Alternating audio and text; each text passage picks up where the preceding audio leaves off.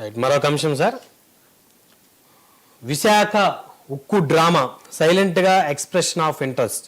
ఉక్కు నిర్వాసితుల ఉపాధి మాట ఏంటి? ఇదే పెద్ద ప్రశ్న. ఉక్కు నిర్వాసితులు ఒకటైతే ఉక్కు నిరుద్యోగులు కూడా అసలు లేకుండా పోతే విశాఖ ఉక్కు ఆంధ్రుల హక్కు దగ్గర నుంచి మొన్న ఎన్నికల ముందు జరిగిన దాని వరకు ఏమవుతాయి? పవన్ కళ్యాణ్కి చాలా కోపం. ఆయనతో పాటు వాళ్ళ పార్టీ తరఫున మాట్లాడిన ప్రతినిధులందరూ కూడా ఆ అంశం మీద విరుచుకుపడతారు. మేము అది చేసాం ఇది చేసాం. జగన్ చేయలేదనే కదా మిమ్మల్ని గెలిపించింది. మీరు విశాఖలోనే మీ సమావేశం పెట్టారు, ప్రధానమంత్రి కూడా అక్కడికి వచ్చారు. ఇంతవరకు ఒక్కసారి కూడా ప్రధానమంత్రి నోట్లో నుంచి మేము కాపాడుతాము, ఎట్టి పరిస్థితుల్లో ప్రభుత్వ రంగంలో ఉంటుందని చెప్పలేదు. దాని బదులు లోకేష్ ఏమో ఢిల్లీ వెళ్ళి మిట్టల్ ఫ్యాక్టరీ దానికి అనుమతి, దానికోసం ఆయన ప్రయత్నం చేస్తున్నారు. అదానికి ఎవరొచ్చినా భూములు ఇస్తాం, మేము ఎవరు వచ్చినా ఇన్వెస్టర్స్కు సహాయపడతామనే వాళ్ళు ఇంత పెద్ద ఇండస్ట్రియల్ బేస్ని ఎందుకు డిస్టర్బ్ చేస్తున్నారు? 34 44 ఆ విభాగాలను ప్రైవేటైజ్ చేస్తున్నారు అంటే అది ప్రైవేటైజేషన్ కాదని వాదిస్తున్నారు. ఇంకా అర్థమే ఉంది. ఇప్పుడు కీలకమైన నీ కోడ్ తీసుకుంటాను, నీ చొక్కా తీసుకుంటాను, నీ కంప్యూటర్ తీసుకుంటాను, నిన్న ఏం చేయనంటే ఏమవుతుంది?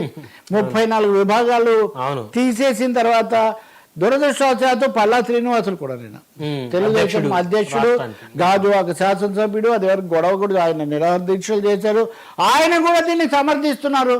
ఒకసారిగా విశాఖ ఉక్కు కార్మికులు షాక్ అయ్యారు. పైగా సభ జరిగిందే విశాఖపట్నంలో అయినప్పుడు విశాఖ ఉక్కుకు ఒక భరోసా ఇచ్చే బదులు అక్కడ కూడా ఎదురుదాడే. మీరు అఖిలపక్షం ఎందుకు పెట్టరు? అడగడం ఎందుకు సార్? మీరు అఖిలపక్షం పెట్టడానికి ఎవరు అడగాల? అధికారంలో ఉన్న పార్టీగా మీరు అఖిలపక్షం పెట్టలేరా? పెట్టి అందరిని పిలిచి ఢిల్లీకి తీసుకుపోండి, చెప్పించండి. మీరు ప్రతిపక్షంలో ఉన్నప్పుడు విశాఖలో సభ పెట్టి అఖిలపక్షం అడగండి, నేను తీసుకుపోతాను ఢిల్లీకి అన్నారు. అప్పుడు మీరు ఇప్పుడు ఉప ముఖ్యమంత్రిగా తీసుకోండి. అప్పుడు మీరు ప్రతిపక్షం కూడా కాదు, సభలో లేరు. మీరు ఇప్పుడు సభలో చాలా కీలక పాత్రలో ఉన్నారు. కాబట్టి కార్యాచరణ ఏం చేస్తున్నారు? ఇంకొక మాట కూడా చెప్పేశారు, పార్లమెంట్ లో ఆమోదించారు కాబట్టి దాని మీద మనం ఏం చేయలేము. ఒకవైపు మీరు ఏం చేయలేము అనుకుంటూ ప్రతిపక్షంలో ఉన్నప్పుడే నేను మిమ్మల్ని తీసిపోతాను, మీరు వస్తే కాపాడుతాను, మీరు రాలేదు మీరు తప్ప అన్నవాళ్ళు ఉప ముఖ్యమంత్రిగా ఎందుకు తీసిపోరు?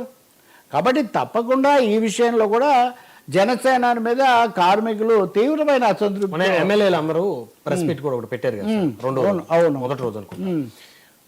విలేకరులు అడిగిన ప్రశ్నలకి విశాఖ ఉక్కు ప్రైవేటీకరణ జరిగిందా, ఇంకా జరగలేదు కదా అని కూడా ఆ దిశలో నడుస్తూ ఉంది.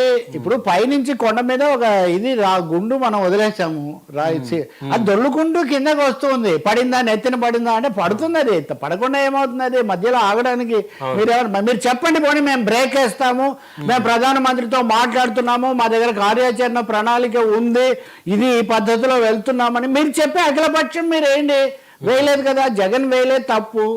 అంతకుముందు చంద్రబాబు వేయలేదు, తప్పు. ఇప్పుడు మీరు కూటమి ప్రభుత్వం కదా, మీరేం వేయటం లేదే.